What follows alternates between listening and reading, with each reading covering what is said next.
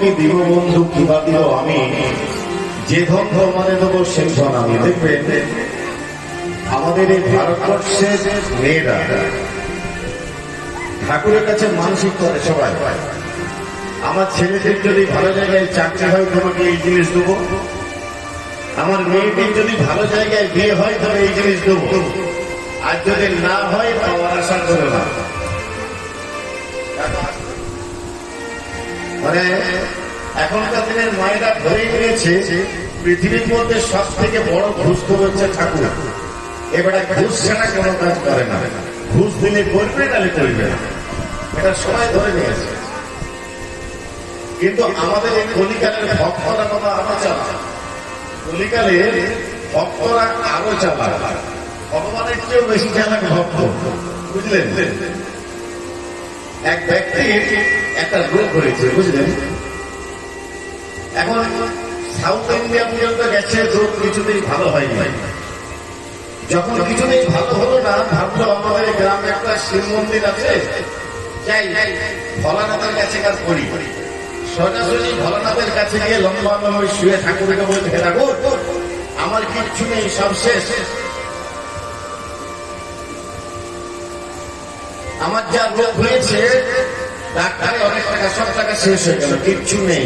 তবে একটা তোমাকে কথা দিচ্ছে ঠাকুর, এই রোগ যদি ভালো হয়ে যায়, আমার ঘরে একটি গরু আছে, গরুটি বিক্রি করে যত টাকা পাবো তত টাকার ফেরা তোমায় দেব। এইটি ভোলানাথকে শিব ঠাকুরকে বলেছে। এখন আশ্চর্যের বিষয়, এক মাস পর তার রোগ ভালো হয়ে গেছে, বুঝলেন? এবারে গরুটি বিক্রি করে ফেরা দিতে হবে ভোলানাথকে। সে গরুটি নিয়ে হাটে গেছে, হাট জানেন তো, যেখানে গরু বিক্রি করে, গরুর হাট।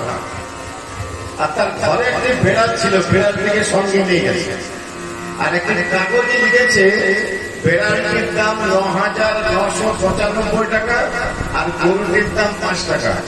বুঝে যান, বেড়ালটির দাম ৯,৯৯৫ টাকা আর গরুটির দাম ৫ টাকা। এখন সবাই গরু কিনতে গিয়ে মনে মনে ভাবছে যে গরুটির মাত্র ৫ টাকা আর বেড়ালটির ৯,৯৯৫ টাকা, এটা কিরকম কাণ্ড? গরুটির দামই তো ১৫,০০০ টাকা হবে। ভালো কথা, গরুটি পয়সা দিয়ে কিনে নিয়ে চলে গেছে।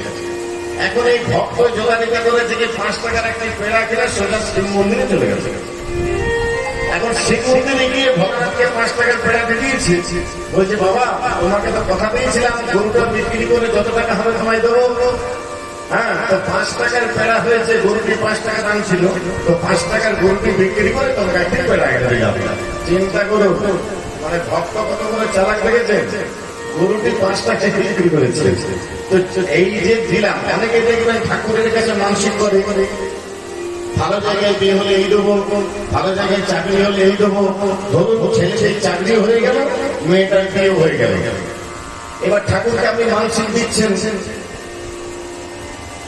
দিলাম দিলাম দিলাম দিলাম, আমরা তো বলি ঠাকুরকে দিলাম, কিন্তু যারা আসল ভক্ত তারা বলে এই যে দিলাম দিলাম করছিস, তুই যখন এসেছিলি সঙ্গে কিছু এনেছিলি না, যখন চলে যাবি সঙ্গে কিচ্ছু নিয়ে যাবি না, তাহলে দিলাম দিলাম করছিস কেন?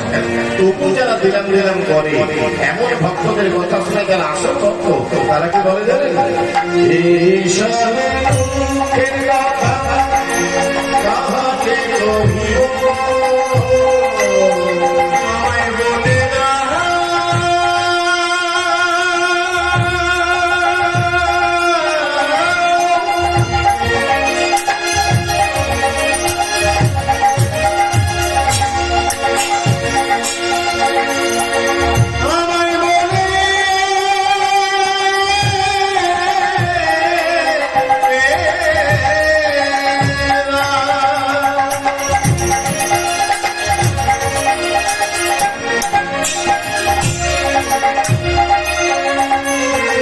এই সবে দুঃখের কথা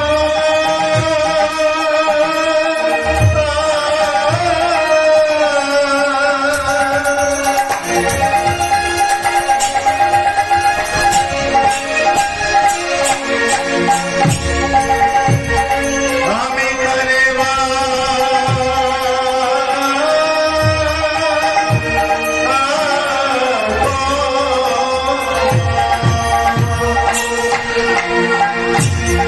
সবে দুঃখের কথা তাহারে কহিব তোমার ধন তোমায় দিয়ে তার সঙ্গে তোমার ধন তোমায় দিয়ে তোমার ধন তোমায় দিয়ে তার সঙ্গে